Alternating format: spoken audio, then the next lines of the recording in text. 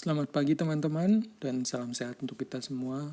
Pertama-tama kita panjatkan syukur kepada Tuhan Yang Maha Esa karena hingga pada hari ini kita masih diberikan kesehatan dan juga kesempatan sehingga dalam waktu dekat ini kita akan dapat berjumpa lagi dan memulai aktivitas kerja kita lagi seperti biasa. Seperti yang teman-teman sudah ketahui melalui undangan kemarin, bahwa tujuan kita mengadakan pertemuan online ini dikarenakan saya diberi tugas untuk mensosialisasikan tentang protokol kesehatan yang akan diterapkan di kantor kita ke depannya kepada teman-teman semua. Jadi agenda kita hari ini ialah pertama-tama saya akan menjelaskan secara singkat saja tentang pandemi COVID-19 ini secara umum. Dan selanjutnya baru saya akan menjelaskan protokol kesehatan yang harus teman-teman lakukan dalam aktivitas kerja kita nanti. Mari kita mulai dengan mengenal apa itu COVID-19 secara umum. Bermula dari kota Wuhan, tepatnya di Tiongkok, virus jenis baru ini telah menyebar ke berbagai belahan negara di dunia yang menyebabkan timbulnya penyakit coronavirus disease 2019 atau yang disebut juga dengan COVID-19. Menyebabkan apa yang kita sebut sekarang dengan pandemi atau pandemik. Dan apa itu arti dari pandemi itu sendiri? Pandemi sendiri merupakan sebuah epidemi yang telah menyebar ke berbagai benua dan negara.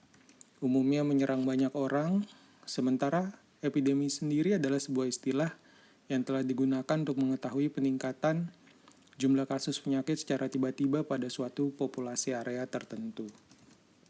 Dan pasalnya, istilah pandemi tidak digunakan untuk menunjukkan tingginya tingkat suatu penyakit, melainkan hanya memperlihatkan tingkat penyebarannya saja. Yang kedua ialah bahwa seperti yang telah kita ketahui bersama bahwa penyakit ini bersifat sangat menular. Dan saat ini COVID-19 telah berkembang menjadi beberapa varian mulai dari Alpha, Beta, Delta, Omicron hingga yang terbaru saat ini yaitu Omicron XBB. Omicron XBB memiliki kapasitas untuk menularkan dengan lebih cepat dan mudah.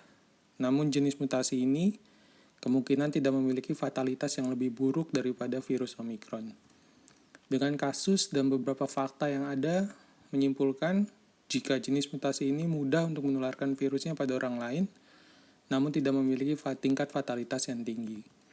Penularannya juga dapat berasal dari droplet maupun sentuhan fisik dari pengidap.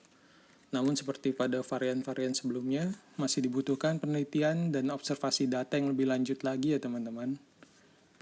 Selanjutnya, kita akan membahas tentang level kewaspadaan COVID. Dan karena di wilayah kantor kita sudah dikategorikan level 1 dan beresiko rendah, maka kita dapat melaksanakan lagi aktivitas pekerjaan kita. Tapi tentu saja dengan tetap mematuhi protokol kesehatan ya teman-teman. Dan hal itu membawa kita kepada agenda kita selanjutnya, yaitu penjelasan tentang protokol kesehatan yang akan kita terapkan nanti.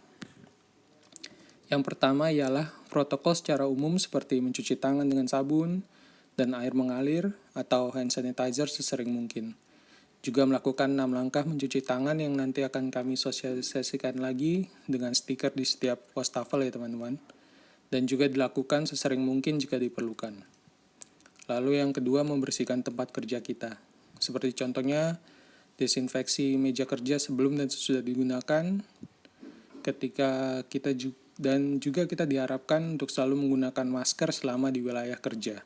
Disarankan menggunakan masker kain 2 lapis dengan bahan yang berbeda dan diganti secara berkala juga.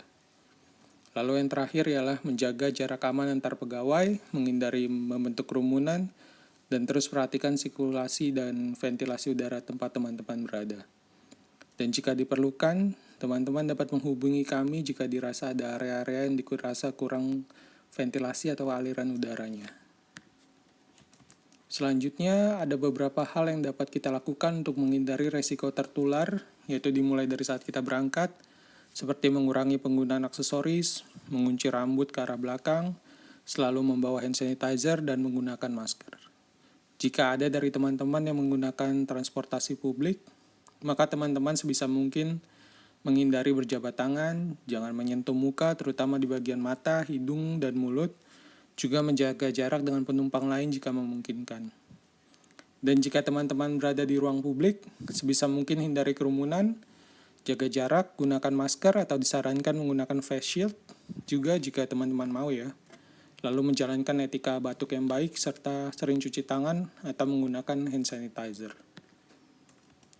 Lalu saat teman-teman tiba di kantor, teman-teman harus mengecek suhu tubuh terlebih dahulu, membersihkan alas sepatu dengan desinfektan yang telah disediakan, lalu secara berkala membersihkan area kerja kita, terutama meja dan alat-alat kerja yang kita pakai, terutama yang secara kolektif kita pakai. Sebisa mungkin juga menghindari rapat secara tatap muka jika memungkinkan, dan yang paling penting ialah memakai hand sanitizer dan mencuci tangan secara berkala ya teman-teman. Lalu ketika meninggalkan kantor disarankan untuk dapat mengganti pakaian dan sepatu yang digunakan saat bekerja dengan pakaian dan sepatu yang baru, lalu masukkan pakaian dan sepatu yang kotor ke dalam kantong plastik. Jangan lupa mencuci tangan atau menggunakan hand sanitizer sebelum dan sesudah menyentuh pakaian yang kotor. Dan mungkin bagian yang paling penting ialah saat kita kembali ke rumah. Disarankan untuk mengganti alas kaki setibanya di rumah, lalu cuci tangan dengan sabun dan air yang mengalir, lalu langsung cuci pakaian teman-teman dengan deterjen. Mandi dan cuci rambut sebelum teman-teman berinteraksi dengan keluarga teman-teman juga sangat diperlukan. Membersihkan rumah secara berkala juga tentu saja disarankan ya teman-teman.